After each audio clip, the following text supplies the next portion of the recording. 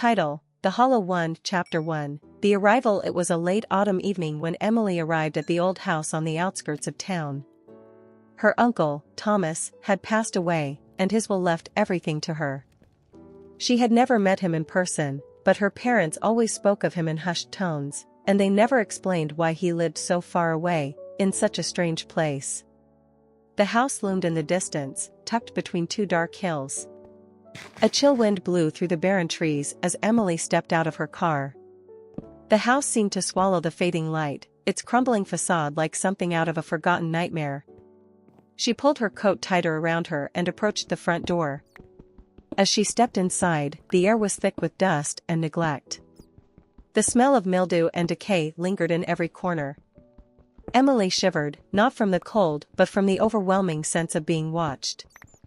She had a strange feeling that she wasn't alone, though the house appeared empty. She explored the house, taking in its creaky floors, the grand staircase, and the faded wallpaper. But when she reached the hallway, something strange caught her eye: an old, antique mirror hanging at the end of the corridor.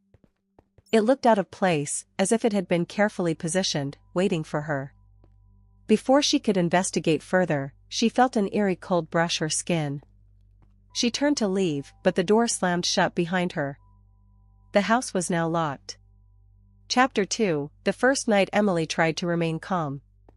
She searched for a way out, but every window was sealed shut, and the doors refused to open. With no other choice, she decided to stay the night.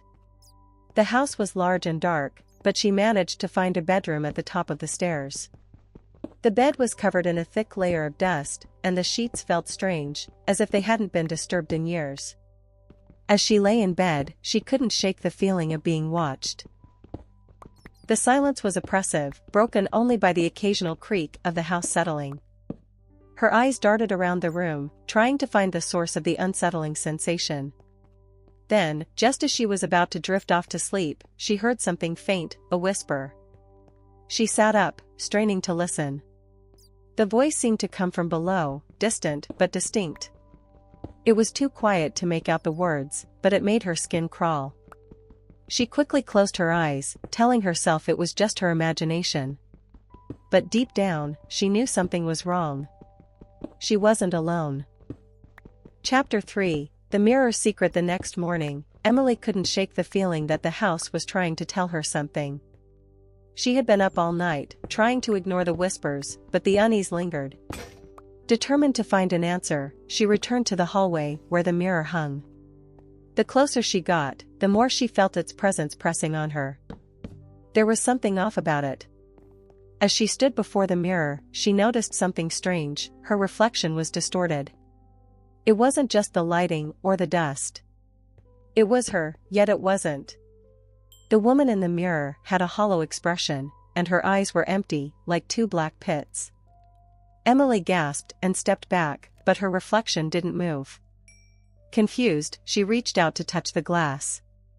The moment her fingers made contact, a jolt of coldness surged through her body. The mirror vibrated, and for a moment, she could hear the whispers louder, almost as if they were coming from within the glass. Terrified, Emily backed away, heart racing. As she turned to leave, she noticed something else. The door at the far end of the hallway, the one that had been locked earlier, was now ajar. Chapter 4. The Hidden Room. The door beckoned her. She tried to ignore it, but her curiosity got the better of her. She approached cautiously, her breath shallow as she pushed it open. Beyond the door was a room that she hadn't seen before. It was small, tucked away behind a maze of corridors. The air inside was heavy, as though it hadn't been disturbed in years. The room was sparsely furnished, with only a single chair facing a large fireplace. But what stood out the most was the painting on the wall. It was a portrait of a man, her Uncle Thomas, but there was something deeply unsettling about it. His eyes followed her, staring with an intensity that made her skin crawl. The expression on his face was blank, yet in his eyes, she could see something dark, something alive. As she stood frozen, she felt a sudden pressure on her chest, like invisible hands were tightening around her. She gasped for air, stumbling backward toward the door. But just as she was about to leave, the door slammed shut, trapping her inside. Chapter 5. The whispering walls. The pressure on her chest eased, but the atmosphere in the room had changed. The wall seemed to close in on her, and the air felt thick, almost suffocating. As she reached for the door, she noticed a faint scratching noise coming from the walls, like something trying to escape. Emily ran her fingers along the wall, desperate to find a way out. It was then that she felt it, a small indentation in the plaster. She pressed against it, and to her shock, the wall began to